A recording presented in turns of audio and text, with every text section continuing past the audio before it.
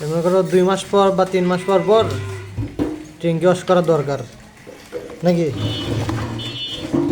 ময়লাই খালি। দেখতে দেখতে চলে আসলাম বাজারে। তো বাজারে কেন আসলাম সেটা একটু পরে দেখতে পারবেন। তো বাজারে আসছে একটা কাজে, যার কারণে এখানে একটু দাঁড়ায় গরুর বাজারে একটু গরু ছাগল এগুলো দেখলাম। আসসালামু আলাইকুম এভরিওয়ান, কী অবস্থা সবার, কেমন আছেন সবাই? Welcome to my daily blog Rider Diamond. আমি রাইট নাও আসছি একটা মেকারের দোকানে মোটরসাইকেল আমার গাড়িটা ঠিক করার জন্য। তেমন কিছু হয় নাই, টুকিটাকি একটু সার্ভিস করার প্রয়োজন। বাড়িতে আসছি, 1-2 দিনের মধ্যে ঢাকায় চলে যাব। আর ঢাকায় গেলে বাইকের সার্ভিস ওইভাবে করা হয় না, যার কারণে বাইক সার্ভিসিং করার জন্য আমি এইখানে আসছি। এটা আমার এক ছোটো ভাইয়ের দোকান। আমার বাইকের মোটামুটি যা কাজ আমি এইখানেই সলভ করার চেষ্টা করি। আজকে আমি আমার বাইকের ইঞ্জিন অয়েল চেঞ্জ করব, কার্বোরেটর পরিষ্কার করব, ট্যাঙ্কিটা ওয়াশ করব, পিছনের ব্রেক প্যাড চেঞ্জ করব, থ্রোটলটা একটু ওয়াশ করে নিব। এগুলো টুকিটাকি কাজ আমি আমার বাইকে করাবো আজকে। ঢাকায় আসলে এভাবে সুযোগ হয় না। এই যে এখন দেখেন আমার কার্বোরেটরটা ওয়াশ করতেছে, কার্বোরেটরের ভিতরে অনেক ময়লা জমে গেছে।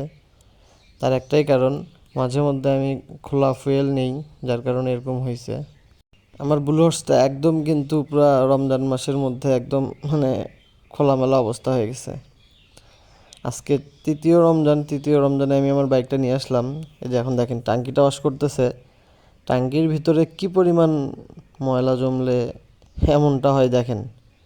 এই যে ময়লা সাইড দেবে, এই যে ময়লাগুলো দেখেন একবার জাস্ট, মানে ব্যাপক ময়লা পড়ছে, যার কারণে এই অবস্থা হয়েছে। আপনারা আপনাদের বাইকের টাঙ্কি যারা খোলা তেল ইউজ করেন তারা অবশ্যই 2-3 মাস পর পর টাঙ্কিটা ওয়াশ করার চেষ্টা করবেন। টাঙ্কি খোলার পরে টাঙ্কির নিচের এই যে চ্যাসিসে যে ময়লাগুলো, এগুলো তো কখনো পরিষ্কার করা হয় না। দেখেন আমি নিজের হাতে পরিষ্কার করতেছি, এখানে এত পরিমাণ ধুলা যেগুলো উঠতেই চাচ্ছিল না। সময় থাকলে এগুলো আমি ওই কেরোসিন তেল দিয়ে ওয়াশ করতাম, কিন্তু আসলে সময় হয় নাই। ইফতারির সময় হয়ে গেছে অলরেডি। তো আমার ভিডিওগুলো কেমন লাগতেছে, ইনশাল্লাহ চেষ্টা করব 30 রোজায় 30টা ব্লগ দেওয়ার। তো ভিডিও যদি ভালো লেগে থাকে অবশ্যই লাইক কমেন্ট করবেন, ফেসবুক পেজটি ফলো দিয়ে রাখবেন। আজকের ভিডিওটি এই পর্যন্তই। If you like this video don't forget to share.